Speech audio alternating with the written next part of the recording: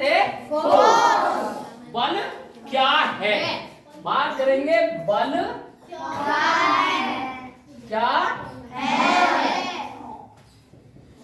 है। अभी इसमें आपको दो मेंबर दिखाई दे रहे हैं, ठीक है, दो मेंबर दिखाई दे रहे हैं ना। एक इधर जो मेंबर है वो इसको इधर की तरफ धक्का दे रहा है, ठीक है, पुश मीन्स धक्का देना, और इधर ये पुल अपनी तरफ खींच रहा है, खींचना, ठीक है, ये क्या कर रहा है, अपनी तरफ खींच रहा है। तो अगर मैं बात करूं बहुत सिंपल लैंग्वेज में आपके लेवल पे, तो बल क्या है, किसी चीज को, किसी ऑब्जेक्ट को, किसी वस्तु को या तो धक्का देना या अपनी तरफ खींचना, क्या कहलाता है, बल कहलाता है, ठीक है। अब यहां से बेटा अगला टॉपिक आपका बनता है कि बल कितने प्रकार के होते हैं। अच्छा, बल समझ में आ गया? yes, sir। तो अब आगे हम लेते हैं कि बल के प्रकार, ठीक है, yes, sir। बल कितने प्रकार के होते हैं, बल के प्रकार, ठीक है बेटा। तो अगर हम बल के प्रकार की बात करें तो नंबर 1 पे आता है संतुलित, संतुलित बैलेंस फोर्स, इसको क्या बोलते हैं, संतुलित बल को बैलेंस फोर्स। और ये हो गया असंतुलित,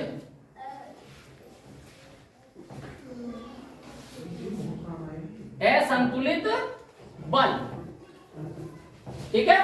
संतुलित क्या हो गया, balance force and unbalance force, ठीक है, यहां तक समझ में आ रहा है। अब ये संतुलित बल क्या है और ये असंतुलित बल क्या है, पहले हम इसकी बात करते हैं, ठीक है। अब इसमें हम थोड़ा सा हल्के से उससे ही समझ जाएंगे, ठीक है। सपोज करो, एक नॉर्मल एग्जांपल दे रहा हूं आपको, ये एक क्या है, ये एक तराजू है, ठीक है, तराजू जानते हो, yes, sir।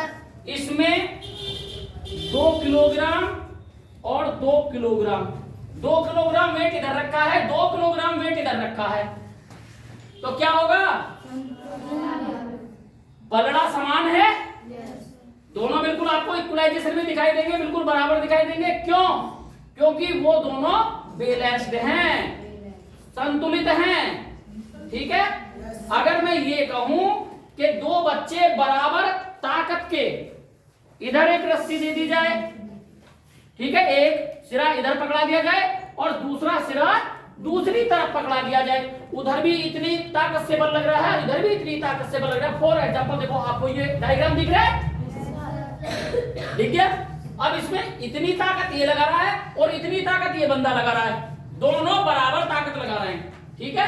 तो इसमें क्या होगा, ना ये रस्सी इधर खींचेगी और ना ये इधर खींचेगी, तो अर्थात ये बराबर अर्थात बैलेंस में नहीं है, ये संतुलित नहीं। क्या हुआ, बस खाली सुन रहे हो, मैं कुछ भी बोल दूं है। अभी मैंने कहा ये इधर भी बराबर है, इधर भी इतनी ताकत लग रही है, तो ये रस्सी किधर की तरफ नहीं खींच रही है ना, नहीं खींच रही, तो इसका मतलब बराबर लग रहा है, तो ये क्या हुआ, संतुलित बल। हाँ, ये बताओ ना, अगर मैंने गलत बोलना शुरू कर दिया आपको चेक करने के लिए, तो आप बस हाँ में हाँ मिला देते हो, हैं, ऐसा नहीं होना चाहिए बेटा, आप पूरी बात ध्यान से सुना तो ये समझ में आ गया। अब हम बात करते हैं असंतुलित बल की, किसकी बात करते हैं, असंतुलित बल। अब असंतुलित बल क्या होता है, अब असंतुलित बल पे हम थोड़ा सा चलो इसकी बात करें, पहले यही वाला डायग्राम ले लो। अब ये 2 किलोग्राम की जगह यहाँ पे क्या कर देते हैं हम, ये इधर 2 किलोग्राम और इधर 4 किलोग्राम या 1 किलोग्राम, तो आप क्या देखोगे, जिधर का वजन कम है या 4 किलोग्राम है, ये तो नीचे चला जाएगा, इधर का कम है तो ये ऊपर उठ जाएगा। आपको इस तरीके से दिखाई देगी ना इमेज, तो दोनों बैलेंस में नहीं है। अब दोनों बैलेंस में नहीं है तो ये क्या हो जाएगा, अनबैलेंस, अर्थात असंतुलित बल। आई होप आपकी समझ में आ गया होगा, समझ में आ गया। असंतुलित और संतुलित बल दोनों समझ में आ गए? अब थोड़ा सा अपर लेवल की बात करते हैं, ठीक है? थोड़े से और ऊपर की बात करते हैं, ठीक है?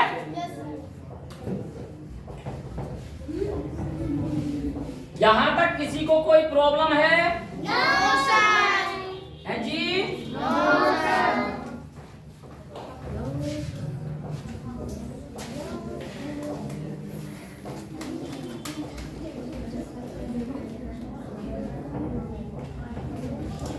अब हमारा यहां से आगे अगर हम थोड़ा सा और डीपली जाएं तो हमारे जो फोर्स है, ये बल है, इसको हम इस तरीके से डिफाइन कर सकते हैं, एक कांटेक्ट फोर्स और दूसरा नॉन कांटेक्ट फोर्स, ठीक है?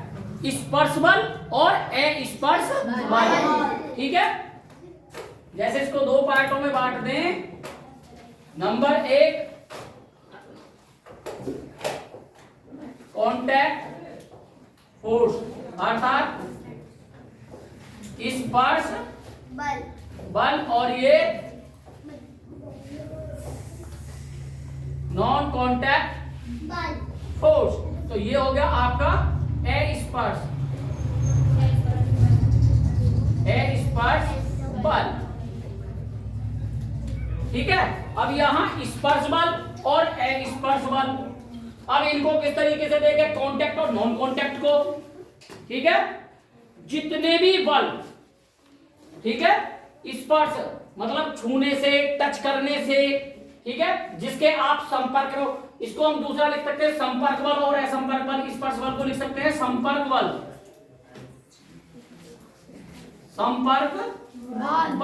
और इसको असंपर्क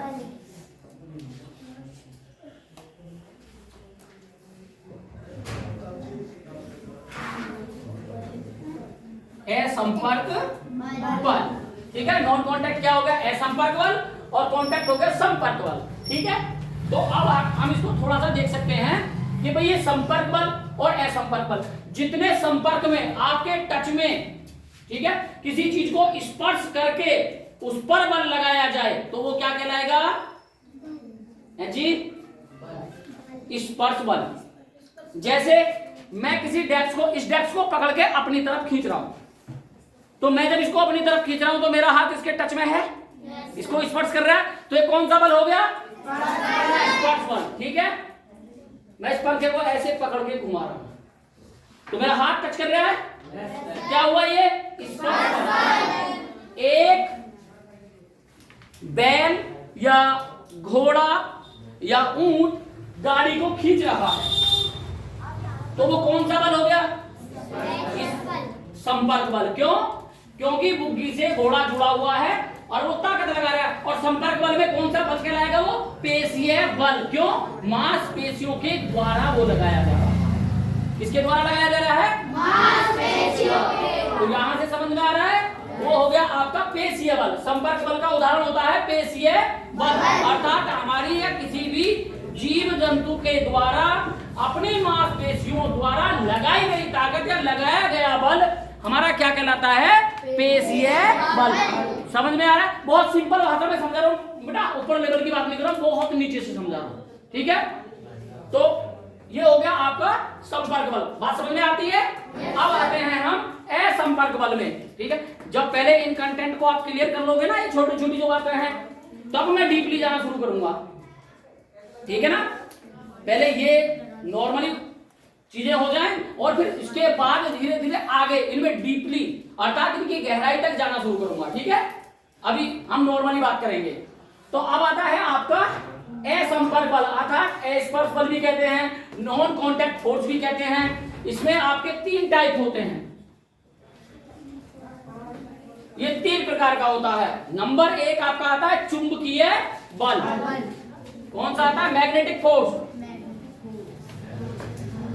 चुंबकीय बल। अब हम चुंबकीय बल की बात करते हैं।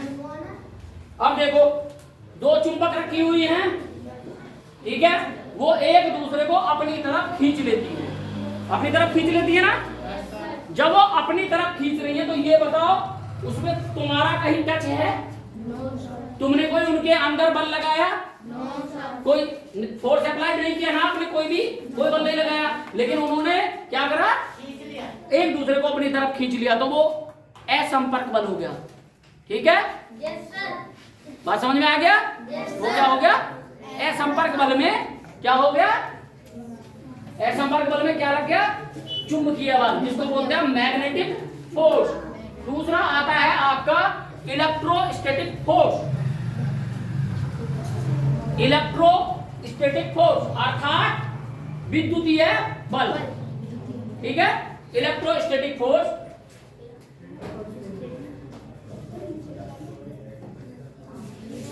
इलेक्ट्रोविद्युतीय बल अर्थात इलेक्ट्रोस्टैटिक फोर्स। कौन सा हो गया, इलेक्ट्रोस्टैटिक फोर्स अर्थात विद्युतीय बल। बात समझ में आया? अब ये क्या है, अब ये फैन है। ठीक है, लाइट आ रही है, आपने चटकनी दबाई, ठीक है, फैन चल गया फैन। आपका टच है फैन चलने में, आप फैन को पकड़ के घुमा तो नहीं रहे हो, कोई फोर्स अप्लाई नहीं कर रहे हो। किसके द्वारा हो रहा है सब, लाइट के द्वारा, बिजली के द्वारा। तो ये सारी चीजें क्या है, इलेक्ट्रोस्टैटिक फोर्स के अंदर आएंगे। ये किसके अंदर आएगा, विद्युतीय बल के अंदर। बात समझ में आ रहा है? बात समझ में आ रही है बेटा?